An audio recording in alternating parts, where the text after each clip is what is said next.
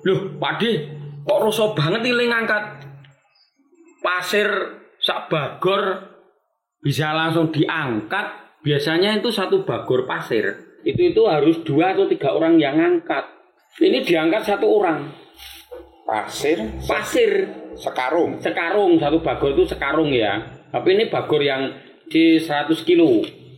Itu diangkat sendiri nih sama Pakde-nya itu. Ternyata apa? Pakde itu berkisah. Ya, ada tenaga ekstra yang selalu menyertai dia dalam dia bekerja. Saya tanya, tenaga ekstra itu apa? Pakai ginseng. Wah, dia tertawa gitu loh. Atau Pakde minum jamu-jamuan kuat lelaki. Wah, dia tertawa lagi. Nah, begitu dia jawab, saya yang tertawa terbahak-bahak. Dia nyebutkan tuyul. Tenaga ekstranya pakai tuyul. Ini tuyul yang sering kita ceritakan itu dengan berbagai sudut.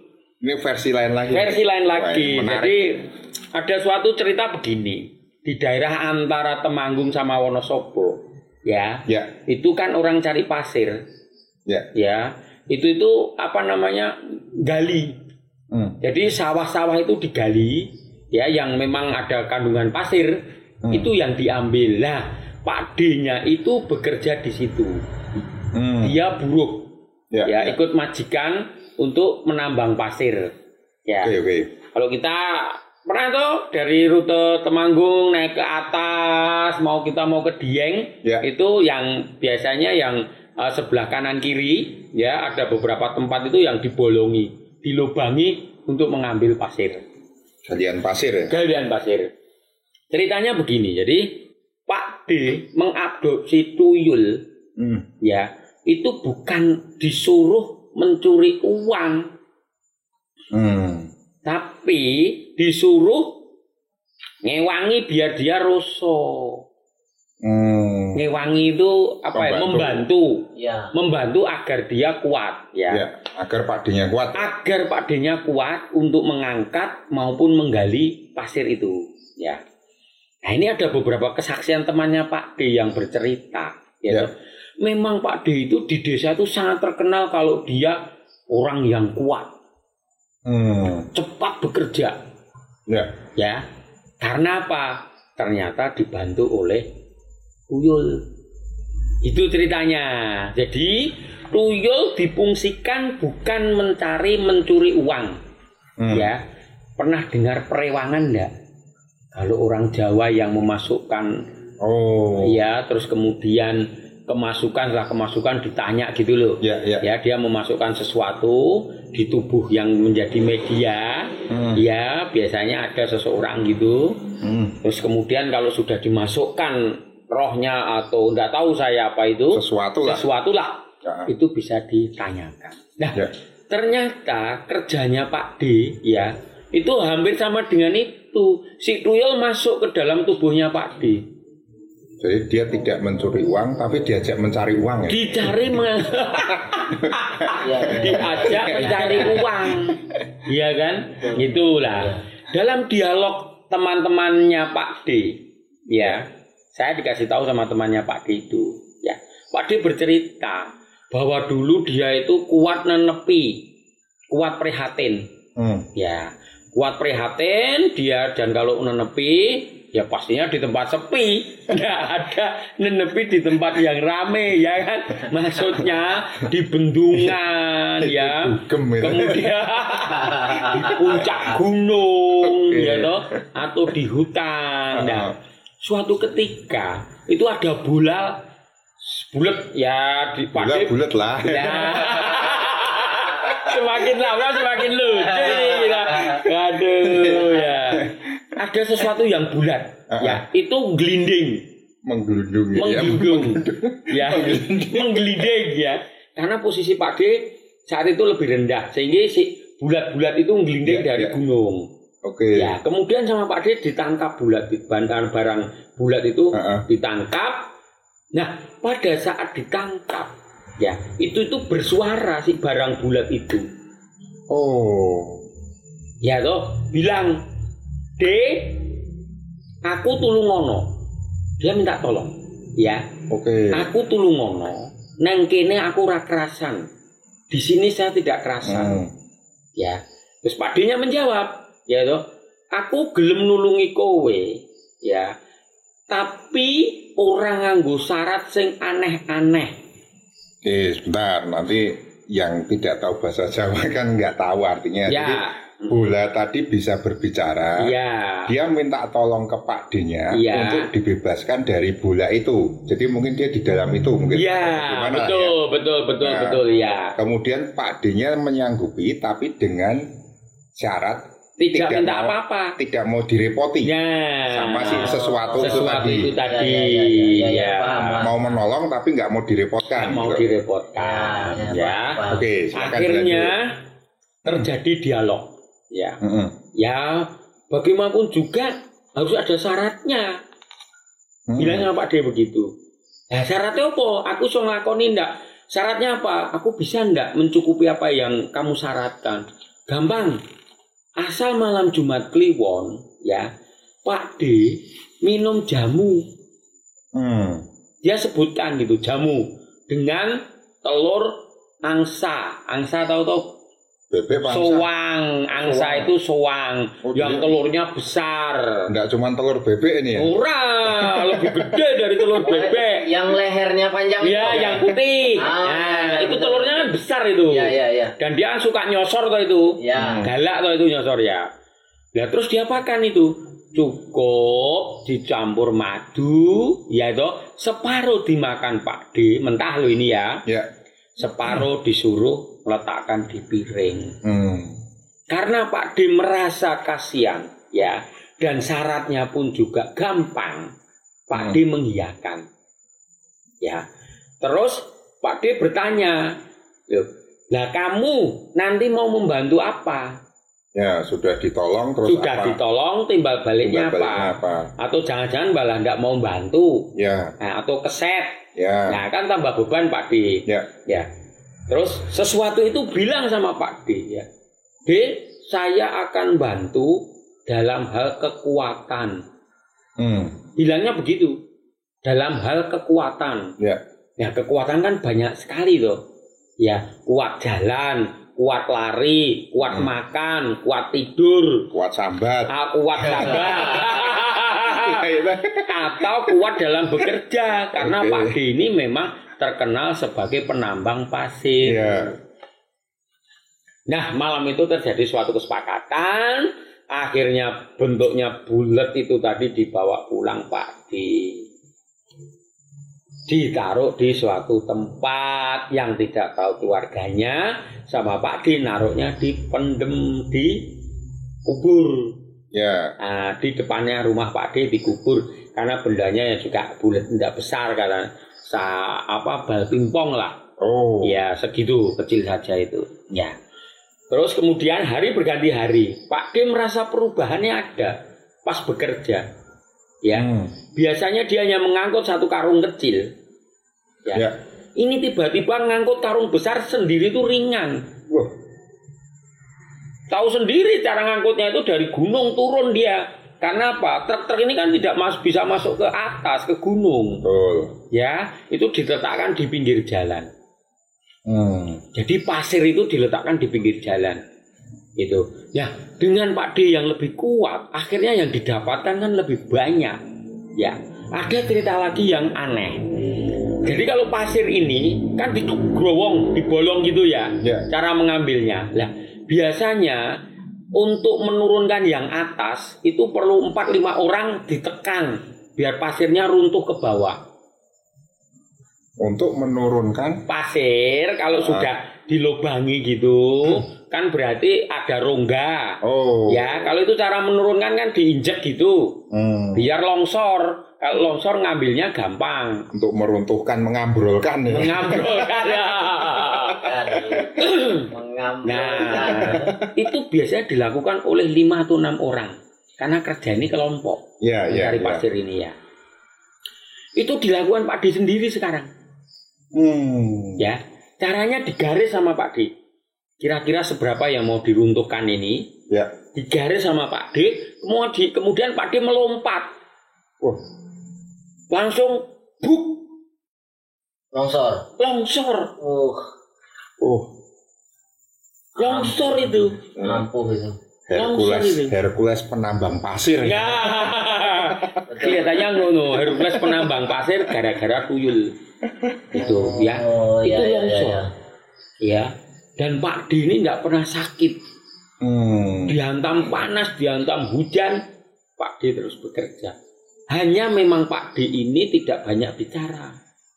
Oke. Orangnya sangat sunyi, jadi bisa dikatakan sedikit misterius. Itu ya kalau dilihat sejarahnya iya, wong dia rajin untuk menepi. Terus kemudian namanya orang menepi itu kan mengurangi bicara. Ya.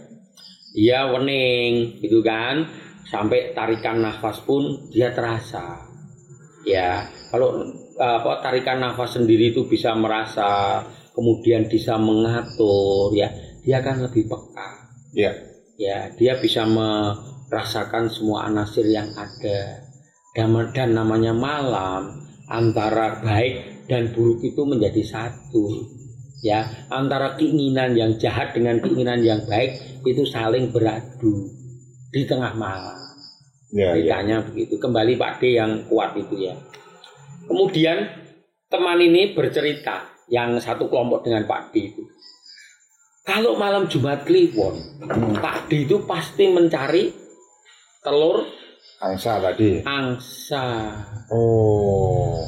Pak D itu selalu mencari telur angsa. Ya kalau dilihat dari segi jamu-jamuan, ya itu memang membuat kuat. Ya, ya. Ya kan ditambahin madu, telur sama madu, otomatis itu penjaga stamina. Ya. Tapi penjaga stamina kan paling bertahan 1-2 hari. Nah ini bertahannya 40 hari. Dari Jumat Kliwon ke Jumat Kliwon itu kan 40 hari. Jadi Pak D Hercules tadi. Pak D Hercules tadi malam Jumat Kliwon. Oh, malam Jumat Kliwon mencari telur angsa tadi. Iya, untuk dimakan mentah-mentah. Setengah mengaman dia, setengah diletakkan di pojokan yang waktu dia ngubur si bola itu tadi. Nah, itu setelah minum itu malam-malam dia kuat terus kan nggak nambang pasir itu. Loh, nek malam kan sih itu nggak intrans. Oh, dia cuma pas itu aja sebenarnya. Iya loh, kalau pas bekerja sih itu tuyulnya intrans masuk. Oh. Kalau tidak bekerja ya sudah. Bukan kuat setiap saat. Oh gitu. Nah, nek kuat setiap saat nyekengkeng. Iya toh, sakit. Saya mau itu. Ya.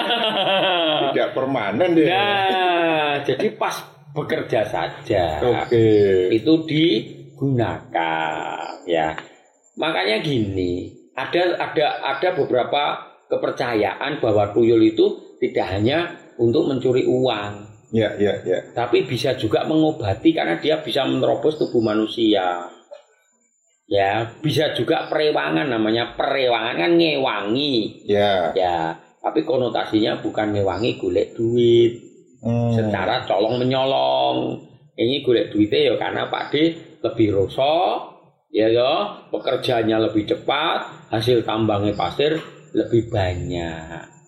Ceritanya begitu ceritanya. Itu jadi ya banyak beragam cerita tentang tuyul, karena tuyul ini kan juga sudah melegenda. Ya kalau sudah melegenda ya itu terus menjadi pelengkap cerita rakyat. Betul. Ya toh, ada di daerah dekat Purwodadi sana, tuyul itu dibajak sama orang. Tuyul dibajak. Tuyul disuruh cari uang. Ya, mencuri uang. Ya, mencarinya dengan cara mencuri, nah itu tadi. Ya, mencuri uang. Ya. Tiba-tiba di tengah jalan itu dihadang sama orang laki-laki. Di gini, bagianku, dia bilang begini. Mana bagianku?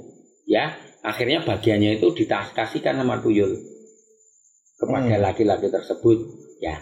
Nah, selisih kira-kira ya 10 menit atau 30 menit gitu. Ada ibu-ibu datang nyamperin si bapak-bapak itu tadi. Pembajak itu tadi. Ibu-ibunya bilang, "Mas, kalau mau minta sangu jangan minta sangu anak saya. Minta saya saja." Karena si tuyul itu begitu sampai rumah laporan sama ibu. yang mengadopsi itu tadi. Wadul. Aku dipalakne tengah jalan Bu iki. Itu bilangnya. Ya, akhirnya masnya juga malah bilang sama ibunya, Bu, ya jangan melihara tuyul, kerja yang benar lah. Mosok ibu melihara tuyul. Loh, masnya kan juga ikut menikmati.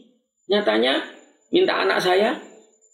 Ya, masnya bilang, saya meminta itu biar apa? Para pengadopsi tuyul itu datang kepada saya. Biar saya bisa menasihati. Jadi dia sengaja seperti itu ya? Sengaja. Dia cerita ini sudah ada 3 ibu yang datang kepada saya selama beberapa hari ini. Gitu. Lah kok enggak ada bapak-bapak ya? Kok ibu semua? Ya karena tuyul itu digendong. Oke. Itu kalau itu yang cerita tuyul dibajak karena mencuri uang. Kalau yang Pak D tadi ya, Pak D si Uluk kuat tadi ya, karena dia intrans masuk ke dalam, menambah kekuatan jadi rosok ngangkat pasirnya rosok, hasilnya lebih banyak ya, otomatis ya uangnya banyak karena pasirnya banyak. Itu Kanjeng Sajen?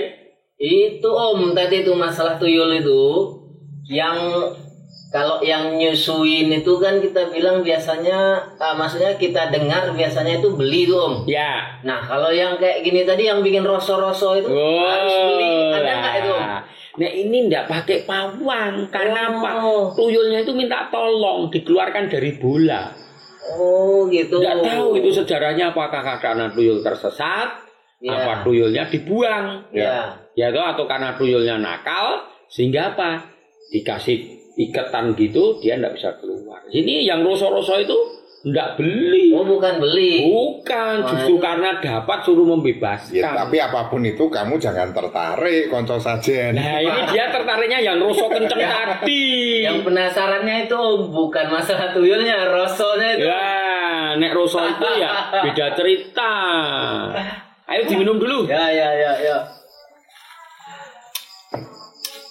Nggak ada habisnya kalau cerita tuyul ini Om. Wah, karena masyarakat kita itu dengan berbagai strata, dengan berbagai tingkat kehidupan, ya ceritanya banyak tentang tuyul ini. Dari yang mengerikan, yang cerita terdahulu minta korban keponakannya yang mau ditumbalkan, ya, sampai tuyul yang baik hati tanpa perlu korban, tanpa perlu korban, ya, korbannya ringan tidak minta kematian.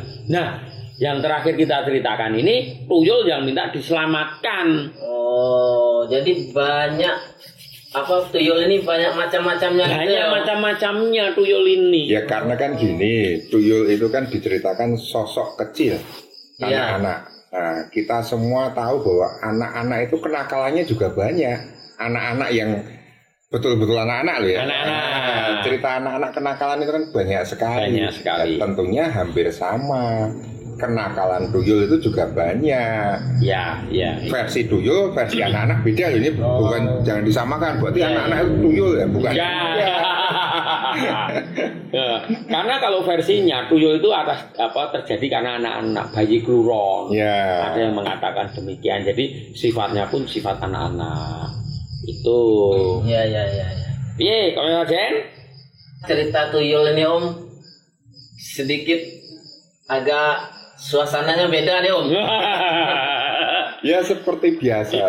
Tadi kan disebutkan tuyul itu anak-anak yang nakal. Anak-anak tanda kutip yang nakal ya. Nah, jadi pasti suasananya menjadi nakal. Termasuk jangkriknya. Kenapa terus kenceng? Tadi cerita lain enggak kenceng, sekarang kenceng. Oke, ini sesi tuyul ya. Mungkin lain waktu kita akan lanjutkan. Sambungkan lagi. Sesi tuyul yang lain lagi. Ya. Ya, saat jane biyen ngopo.